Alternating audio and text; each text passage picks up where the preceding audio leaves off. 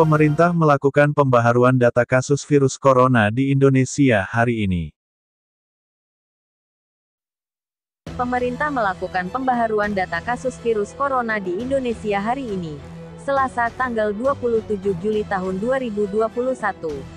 Hari ini kasus COVID-19 di RI bertambah sebanyak 45.203 kasus.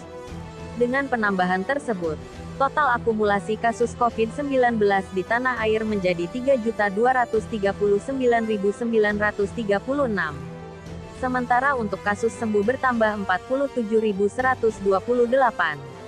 Secara keseluruhan, sebanyak 2.596.820 orang telah sembuh dari COVID-19. Namun yang mengkhawatirkan, jumlah pasien COVID-19 yang meninggal hari ini menembus angka 2.000. Otomatis, angka kematian pun mencetak rekor harian. Perinciannya, jumlah kasus yang meninggal hari ini mencapai 2.069. Sebelumnya, angka kematian tertinggi tercetak pada tanggal 23 Juli yakni sebanyak 1.566. Sebelum varian Delta, lonjakan kasus COVID-19 yang sangat signifikan beberapa minggu terakhir ditengarai oleh varian baru dari virus SARS-CoV-2 varian Delta. Bahkan Indonesia tercatat sebagai negara dengan kasus kematian tertinggi di dunia yaitu mencapai lebih dari 1.000 orang dalam satu hari. Peneliti sekaligus Ketua Tim WGS SARS-CoV-2 Lipi Sugiono Saputra menyatakan, kasus COVID-19 di Indonesia tidak hanya disebabkan oleh varian Delta. Berdasarkan riset yang dilakukan, juga ditemukan varian baru asal Indonesia yaitu varian B.1.466.2. Hari ini ada 2.000 kematian akibat COVID di RI. Kasus positif bertambah 45.203. Sementara untuk kasus sembuh, bertambah 47.128. Secara keseluruhan, sebanyak 2.596.820 orang telah sembuh dari COVID-19. Selasa, tanggal 27 Juli tahun 2021 pukul 16.59 waktu Indonesia Barat. Sebelum varian Delta masuk ke Indonesia, varian lokal asal Indonesia ini pernah mendominasi kasus COVID-19 di Indonesia. Ujarnya seperti dikutip dari laman LIPI. Selasa tanggal 27 Juli tahun 2021. WHO memperingatkan Indonesia agar varian lokal terus dimonitor. Karena secara genetik varian ini dimungkinkan tingkat penularan yang tinggi di masyarakat atau berpotensi menyebabkan penurunan efektivitas vaksin dan terapi obat. Akan tetapi sampai saat ini, bukti ilmiah terkait efek secara epidemiologi atau bukti ilmiah yang menunjukkan langsung efek dari mutasi yang terjadi belum ada. Dan alhamdulillah tahun lalu tidak prediksi kita tidak kecapai, artinya bagus karena bisa dikendalikan. Nah, tahun ini tentunya angka-angka tadi kita juga nggak sendiri, kami dibantu oleh tenaga untuk menilai bagaimana akselerasinya atau bagaimana kecepatannya apabila tidak ada intervensi. Kita berharap bahwa itu tidak terjadi. Tadi ya saya sampaikan bahwa kekuatan komunitas menjadi sangat penting. Kekuatan masyarakat untuk bersama-sama menjaga protokol kesehatan dan segera melakukan vaksinasi menjadi salah satu upaya kita yang segera bisa kita lakukan. Lonjakan kasus COVID-19 yang sangat signifikan beberapa minggu terakhir ditengarai oleh varian baru dari virus SARS-CoV-2 varian Delta. WHO memperingatkan Indonesia agar varian lokal terus dimonitor, karena secara genetik varian ini dimungkinkan tingkat penularan yang tinggi di masyarakat atau berpotensi menyebabkan penurunan efektivitas vaksin dan terapi obat. Varian lokal saat ini kasusnya tidak banyak dan sampai saat ini varian Delta lebih berbahaya dan lebih mendominasi, jelas Sugiono. Ia memaparkan, sejak penelitian COVID-19 dilakukan di Indonesia, selama lebih dari 1 tahun LIPI telah menemukan lebih dari 10 varian COVID-19. Namun varian yang menjadi perhatian, varian of concern, adalah varian Alpha, Beta, Gamma dan Delta. Adapun varian lain yang baru mendapatkan pelabelan sebagai varian of interest (VOI) dari WHO adalah varian Lambda. Varian Gamma dan Lambda belum ditemukan di Indonesia sesuai data dari GISAID, imbuhnya. 718.000 anak telah vaksinasi COVID-19 dosis pertama. Pemerintah terus berupaya mempercepat vaksinasi COVID-19 di Indonesia.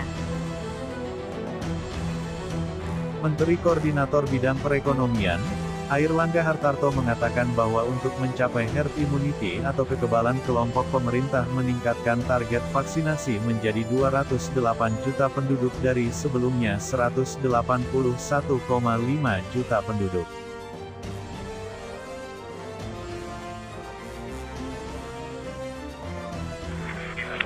Adalah pembatasan, bukan pelarangan.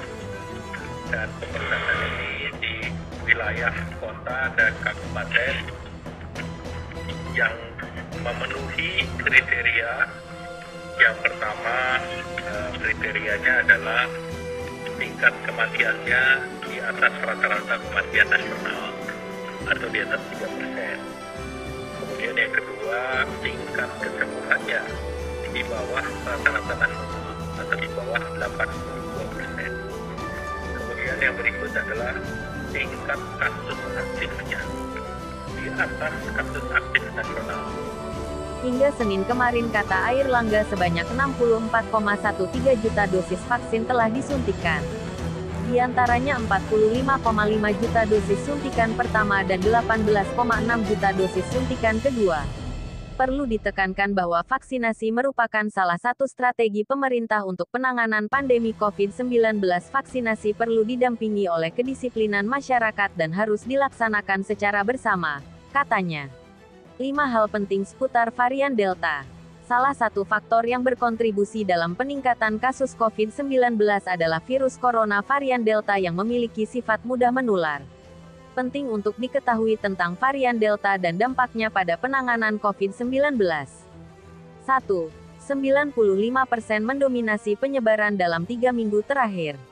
Dikutip dalam laman LIPI, Ketua Tim WGS SARS-CoV-2 LIPI Sugiono Saputra, Ketua Tim WGS SARS-CoV-2 LIPI mengatakan, merujuk data dari GISAID menunjukkan selama 3 minggu terakhir, lebih dari 95% kasus COVID-19 merupakan varian Delta, sisanya adalah varian Alpha dan varian lokal Indonesia. Pukul 2:20% lebih menular dari varian Alpha. Padahal, varian Alpha sendiri lebih menular 50% dari virus SARS-CoV-2 yang pertama. Lingkungan tanpa penanganan COVID-19 seperti tidak mengenakan masker atau melakukan vaksinasi, dapat menyebabkan 1 orang terinfeksi COVID-19 dari strain pertama, rata-rata menginfeksi 2,5 orang lain. 1 orang terinfeksi COVID-19 dari varian Delta, rata-rata menginfeksi 3,5 atau 4 orang lain. Baca juga, makanan ini dapat turunkan kemampuan tubuh bentuk antibodi lawan COVID-19. 3. Cepat menyebar, artinya dapat meningkatkan risiko kematian. Varian ini lebih cepat dapat mendongkrak jumlah kasus COVID-19. Kondisi ini lalu menyebabkan kebutuhan perawatan di rumah sakit pun melonjak. Dampaknya, beban pada sistem layanan kesehatan pun meningkat. Hal ini yang dapat meningkatkan risiko kematian lebih tinggi karena banyak pasien yang tidak mendapatkan penanganan secara optimal. 4. Orang yang tidak divaksinasi memiliki risiko tinggi terpapar COVID-19. Sebuah riset awal di Skotlandia, diketahui bahwa orang yang tidak divaksinasi memiliki risiko lebih tinggi dirawat inap saat tertular varian Delta daripada yang belum divaksinasi. 5. Selain vaksinasi, 3M+ ampuh membantu pencegahan penularan COVID-19. Mari disiplin terapkan memakai masker dengan benar, menjaga jarak, dan mencuci tangan pakai sabun sebelum menyentuh area wajah terutama mata, hidung, dan mulut, menjauhi kerumunan, dan membatasi mobilitas.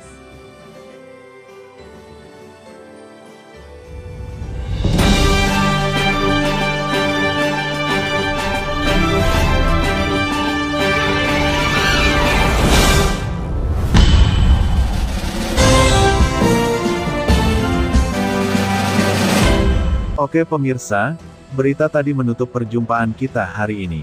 Saya Kimbrian Haner pamit undur diri. Salam Indonesia. Assalamualaikum warahmatullahi wabarakatuh.